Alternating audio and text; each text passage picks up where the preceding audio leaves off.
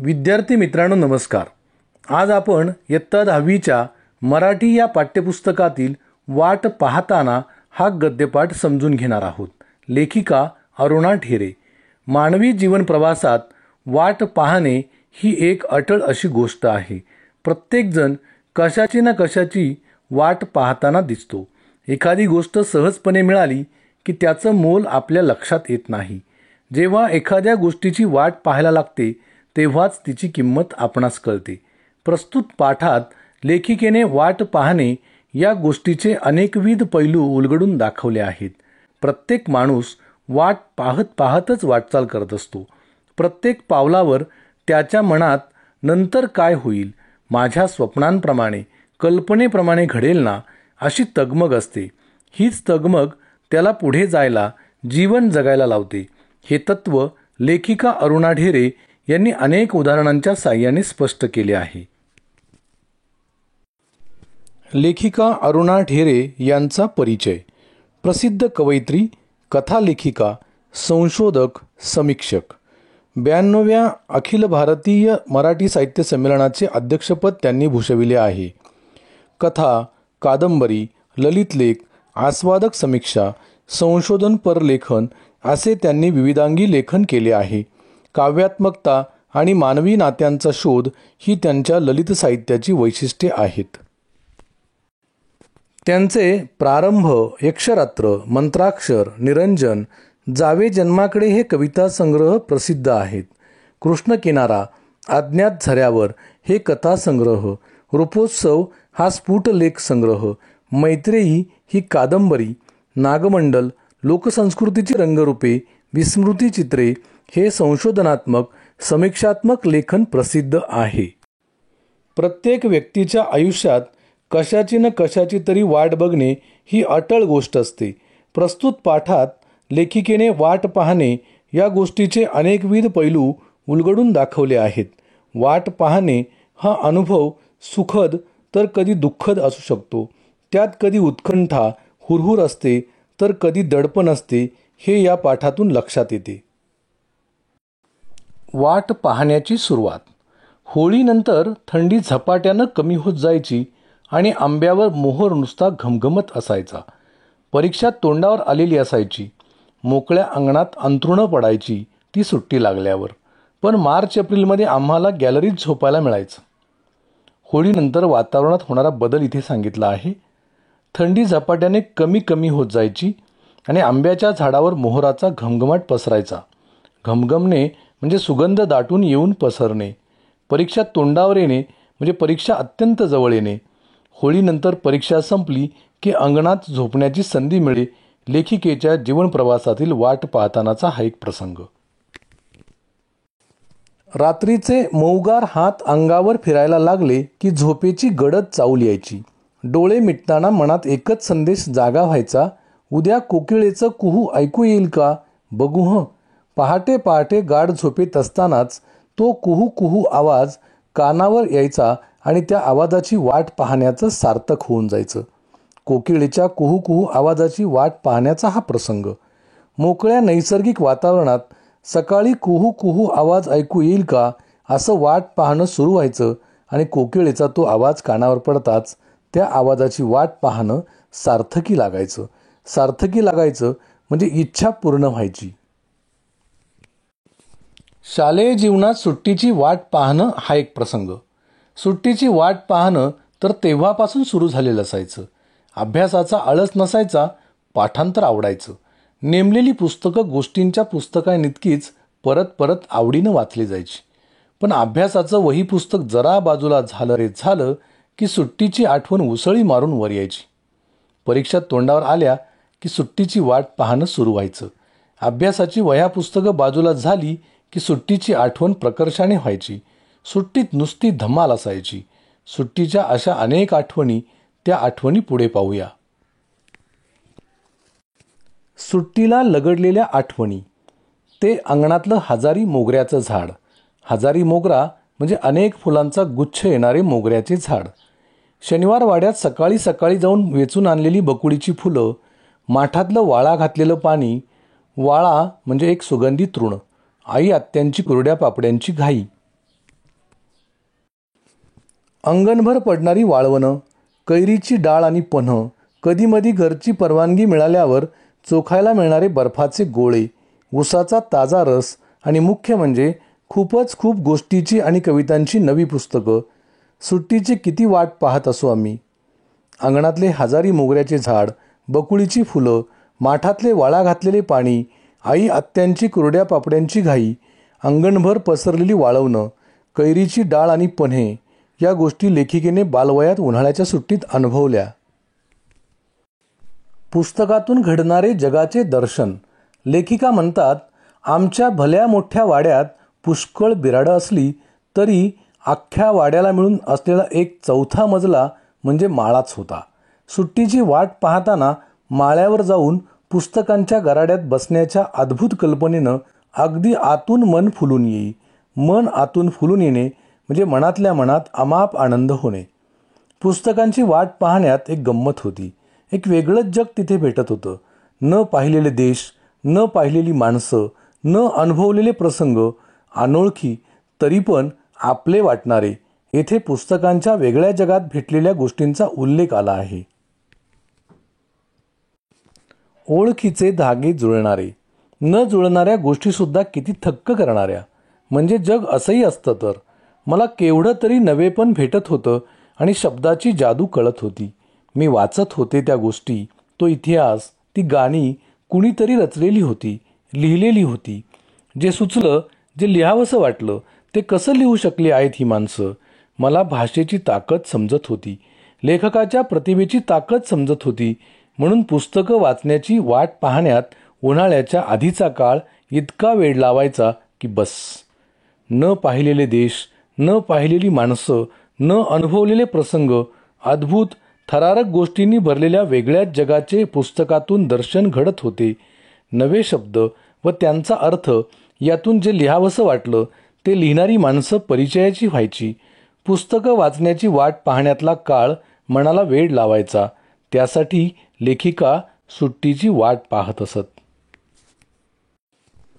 आणखी एक वाट पाहणं होतं पोपटांच्या थव्यांचं. आमच्या घरामागे एक मोठं उमराचं झाड होतं. उन्हं तापण्याचे दिवस आले की त्याचे थवे उमरावर येऊन उतरायचे. कशा तरीच पानांचं गाठीगाठीचं ते झाड तेव्हा पिक्या उमरांनी आणि राघूंच्या हिरव्या पंखांनी इतकं सुंदर होऊन जायचं.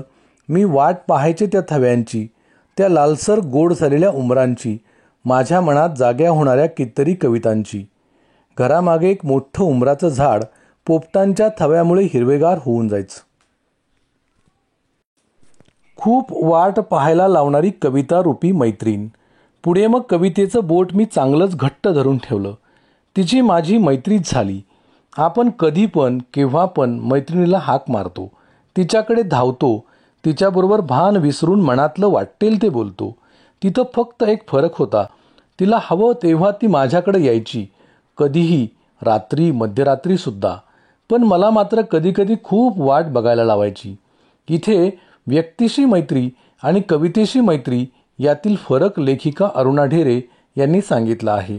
आपण व्यक्तीस हाक मारल्यावर ती आपल्याकडे येते किंवा आपण तिच्याकडे धावतो. कवितारूपी मैत्रीण मात्र तिला हवं तेव्हा ती आपणाकडे येते. कवितारूपी मैत्रीण कधी कधी खूप वाट पाहायला लावते. व्यक्ती रात्री अपरात्री त्रास देत नाही. कविता मात्र रात्री मध्यरात्रीसुद्धा लेखिकेच्या भेटीस येते म्हणजे कविता सुचते. कवितेशी मैत्री झाली, ही मैत्री विलक्षण वेगळीच आहे. कवितेची स्फूर्ती आपल्याला हवी तेव्हा होत नसते.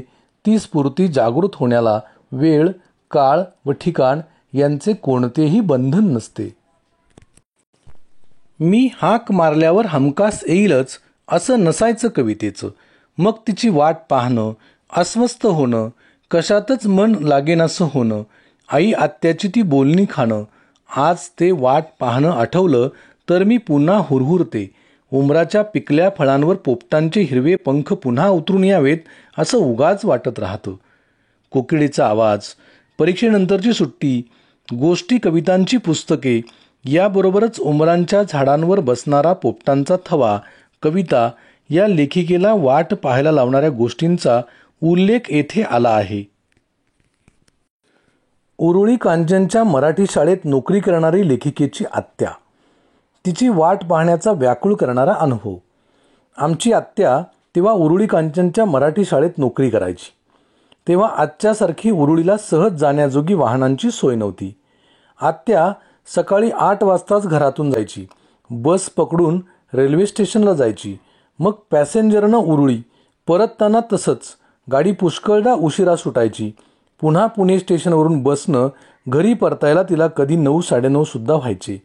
बस, रेल्वे असा प्रवास करून घरी यायला आत्याला उशीर व्हायचा. आत्या उरुळी कांचनला नोकरीसाठी जायची. ती सकाळी 8 वाजता घरातून बाहेर पडे आणि रात्री 9-9:30 वाजता घरी परतते. तिला उशीर झाल्यामुळे ती येईपर्यंत अनामिक भीतीमुळे वाट पाहण्याचा अनुभव व्याकुळ करणारा असे. आम्ही भावंड तेव्हा तिची वाट बघत वाड्याच्या दिंडी दरवाजात उभे राहायचो. आत्या येईपर्यंत वाट बघून रडू गळ्याशी दाटलेलं असायचं. ती आली की धाकटा भाऊ झेप टाकून तिला लोंबकळायचा आणि मी रडू आवरत हसायची. सगळा शोष निपटून तिच्या जवळ घेण्यानं शांत वाटायचं. तिला नोकरी करणं भाग होतं आणि आमची वाट पाहणं अटळ. आज हे समजणं, पण तेव्हा जीव नुसता फुटून जायचा. कसली कसली भीती वाटत राहायची. बस, रेल्वे असा प्रवास करून घरी यायला आत्याला उशीर व्हायचा.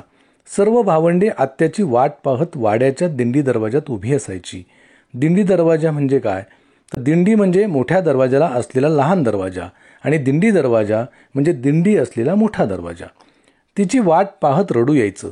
ती आली की सर्वांना आनंद व्हायचा. शोष म्हणजे कोरडेपणा, घशास पडलेली कोरड. आत्याला नोकरी करणं भाग होतं आणि लेखिका व त्यांच्या भावंडांना वाट पाहणं अटळ होतं. आत्या आल्यावर भावंडांना जवळ घ्यायची आणि वाट पाहण्यातली सारी तगमग क्षणार्धात शांत होऊन जायची. Postman in the mountain cinema. अलीकडे एक सुरेख परदेशी सिनेमा पाहिला. चीनी cinema. Postman in the mountain हे त्याचं नाव. पहाडी प्रदेशामधला एक जुना पोस्टमन आजारी पडतो म्हणून त्याच्या जागी त्याच्या मुलानं काम करायचं ठरतं. मुलगा काही फारसा उत्सुक नसतो त्या कामाला, पण शेवटी पत्रांचा थैला पाठीवर घेऊन वडिलांबरोबर कामाची माहिती करून घेण्यासाठी निघतो. वाहनांची सोय नसलेल्या लहान लहान वाड्या वस्त्या पायी चालत हिंडायच्या. हे वाटतं तितकं सोपं काम नव्हतं.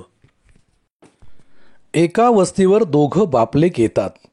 तिथे एका झोपडीशी एक अंध म्हातारी बसलेली असते. पोस्टमन आल्याचं तिला बरोबर समजतं. ती आनंदून जाते. पत्र हातात घेऊन ती स्पर्शानं त्याचा आनंद भोगते. पोस्टमनला ते वाचायला सांगते. म्हातारीच्या मुलानं तिला पाठवलेलं ते पत्र असतं. त्यानं आपल्या आईची खूप प्रेमानं विचारपूस केलेली असते. तिला घेऊन जायला तो लवकरच येणार असल्याचं त्यानं लिहिलेलं असतं. ते सगळं ऐकताना म्हातारीच्या तोंडावर खूप समाधान पसरतं. मुलगा जेव्हा पुढे होतो तेव्हा त्याला दिसतं की बापाच्या हातात मुळी कोरा कागदच आहे, त्यावर काही लिहिलेलंच नाही. म्हातारी मात्र त्याच्या बापाला पुन्हा पुन्हा धन्यवाद देते, आशीर्वाद देते. तिथून लांब आल्यावर मुलाला बाप सांगतो की ती म्हातारी आपल्या दूर गेलेल्या मुलाची वाट पाहत आहे, त्याच्या पत्राची, त्याच्या येण्याची वाट पाहते आहे. तिचा मुलगा कधीच तिला पत्र लिहित नाही, तिची चौकशी करत नाही, पण तिचं वाट पाहणं पोस्टमनला मात्र सहन होत नाही. त्या म्हातारीला आनंद वाटावा म्हणून दरवेळी पोस्टमन मनानंच कोरं पत्र वाचत आलेला असतो आणि म्हातारीचे शेवटचे दिवस त्यामुळे समाधानात चाललेले असतात. आता त्याच्या तरुण मुलानं त्याची जागा घेताना हेच नाटक पुढे चालवायचं आहे. आपल्या मुलाची व्याकुळ होऊन वाट पाहण्याचा एका अंध व असहाय्य मातेचा कातर करणारा अनुभव लेखिका येथे मांडतात. शहरगावी राहणाऱ्या मुलांची पत्र हाच म्हातारीच्या जगण्याचा एकमेव आधार आहे, हे ओळखलं आहे त्या प्रौढ समंजस पोस्टमननं. तो नुसता पत्र पोहोचवणारा सरकारी नोकर नाही, तो माणूस आहे, भला माणूस. आपल्या तरुण मुलाला केवळ पहाडातल्या वाटा आणि खेडी दाखवत नाही, तो त्याला माणसं दाखवतो आहे, माणसांपर्यंत पोचवण्याचे पूल दाखवतो आहे. म्हातारीचं वाट पाहणं सुखाचं करण्याची रीत त्यानं मुलाला समजावली आहे. म्हातारीचं वाट पाहणं सुखाचं करण्यासाठी पोस्टमनने केलेली ही युक्ती आहे. पोस्टमन इन द माउंटन या चिनी सिनेमातील ही हकीकत. दूर गेलेल्या मुलाची, त्याच्या पत्राची, त्याच्या येण्याची वाट पाहणारी एक अंध आई व आईची अजिबात काळजी नसणारा बेफिकीर मुलगा या चित्रपटात आहे. आईला कधीही पत्र न लिहिणाऱ्या आपुलकीने चौकशीही न करणाऱ्या मुलाची आई आतुरतेने वाट बघत आहे. एका आईचं वाट पाहणं सुखावह करण्यासाठी पोस्टमनने नामी युक्ती केली आहे. एक कोरा कागद हातात ठेवून ते मुलाने लिहिलेले पत्र म्हणून आईला वाचून दाखवले आहे. तो लवकरच तिला घेऊन जाण्यासाठी येणार आहे असे सांगताच म्हातारीच्या चेहऱ्यावर अनोखे समाधान पसरले आहे. अंध आईला काही काळापुरता का होईना आनंद मिळावा म्हणूनच एक कोरा कागद पोस्टमनने वाचून दाखवला आहे. निस्वार्थपणे म्हातारीचं वाट पाहणं सुखावह करण्यासाठी धडपड पोस्टमनने केली आहे. एका आईला समाधान देण्याचे काम पोस्टमनने केले आहे. स्वतःच्या सुखासाठी सारेच धडपड करतात, पण दुसऱ्याच्या सुखाचे भान पोस्टमनला आहे. वाट पाहणं ही गोष्ट एरवी सुखाची थोडीच असते. दुःख, काळजी, भीती, अस्वस्थता, तडफड कितीतरी गोष्टी असतात त्यात भरलेल्या. पावसाची वाट पाहणाऱ्या शेतकऱ्यांचे डोळे आठवा जरा, किंवा विठूच्या दर्शनाची वाट पाहणाऱ्या संतांचे अभंग आठवा.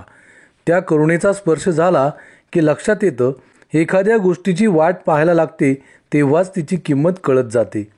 कित्येक मोलाच्या गोष्टी सहज मिळाल्या तर त्याचं मोलच आपल्या लक्षात येत नाही. याचा अर्थ वाट पाहणे कधीच सुखाचे नसते. आपल्या अपेक्षा पूर्ण करणे, एखादी गोष्ट मिळवणे यासाठी आपले मन अधीर झालेले असते. इच्छा तात्काळ पूर्ण झाली तर आपणाला आनंद मिळेल हे खरे आहे, पण आपण वरवरच्या गोष्टींमध्ये बुडून जाण्याची शक्यता असते. पावसाची वाट पाहणारा शेतकरी, विठूच्या दर्शनाची वाट पाहणारे भाविक संत सज्जन या उदाहरणातून आपल्या लक्षात येते की एखाद्या गोष्टीची वाट पाहायला लागते तेव्हाच त्याचे मोल कळते. वाट पाहण्यात सुखाची चव. वाट पाहताना आपण संयम शिकतो, धीर धरायला शिकतो, एखाद्या गोष्टीवरचा विश्वास घट्ट करायला शिकतो. श्रद्धा डोळस आणि पक्की होत जाते, ध्यास वाढत जातो. हे सगळं एका वाट पाहण्याची गोष्ट करताना सहज मनात येतं आहे आणि वाटतं की जे हवं ते सहज हाती येऊच नये. थोडी वाट पाहायला लागावी, थोडी तडफड भोगायला लागावी, तरच सुखाची चव वाढेल, यशाची गोडी वाढेल, प्रेमातली मायेतली तृप्ती वाढेल आणि आयुष्याबद्दलची ओढही वाढेल. वाट पाहताना आपण धीर धरायला, संयम बाळगायला शिकतो. वाट पाहावी लागल्याने सुखाची चव तर वाढतेच, यशाची गोडीही वाढते. काय शिकलो आपण या पाठातून? लेखिका अरुणा ढेरे यांच्या वाट पाहताना ह्या लेखात जीवनातील एक महत्त्वाचे तत्त्व उलगडून दाखवले आहे. सुट्टीतल्या सगळ्या गोष्टी जगाला मिळतील या आशेने लेखिका सुट्टीची वाट पाहत. अनेक अनोळखी प्रदेश, माणसे, प्रसंग यांचा सहवास घडवणाऱ्या पुस्तकांची वाट पाहणं अत्यंत रमणीय होतं. उमराच्या झाडावर बसणाऱ्या पोपटांच्या थव्यामुळे हिरवेगार बनलेले ते झाड पाहून लेखिकेचे मन हळवे होऊन जाते. त्यातच त्यांच्या कवितांची मुळे रुजतात. वाट पाहण्याने त्यांची निर्मितीशीलता जागृत होते. अस्वस्थता, हुरहुर, दुःख, तगमग, शंकाकुलता हे सारे भाव पोस्टमनला भेटलेली म्हातारी, शेतकरी, वारकरी यांच्या चेहऱ्यावर गवसतात. अशा प्रकारे जगण्याच्या मुळाशीच वाट पाहण्याची भावना असल्याचे भान या लेखातून आपणास मिळते.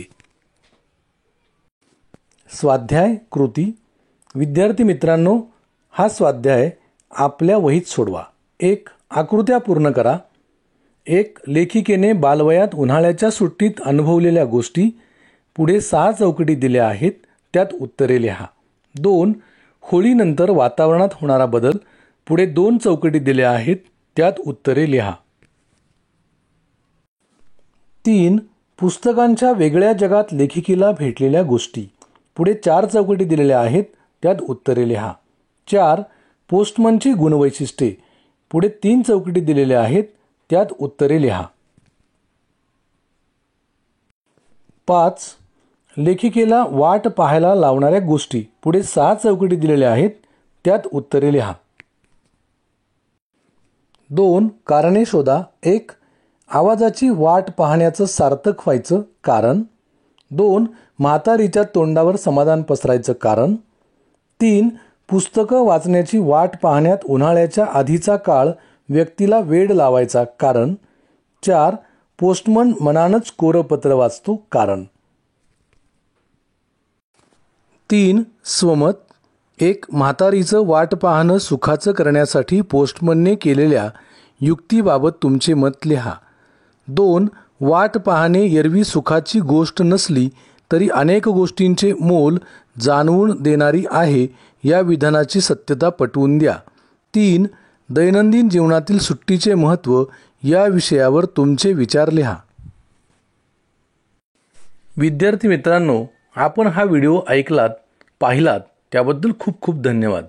व्हिडिओ निर्मिती आणि संकल्पना श्री नाना शिवले, माजी उपसभापती, शिक्षण मंडळ पिंपरी चिंचवड महानगरपालिका, प्रेरणा माध्यमिक विद्यालय, लक्ष्मण नगर, थेरगाव, पुणे आणि श्री प्रवीण मुंडे, श्रीमती SD गणगे प्रशाला, कृष्णानगर, चिंचवड, पुणे. धन्यवाद.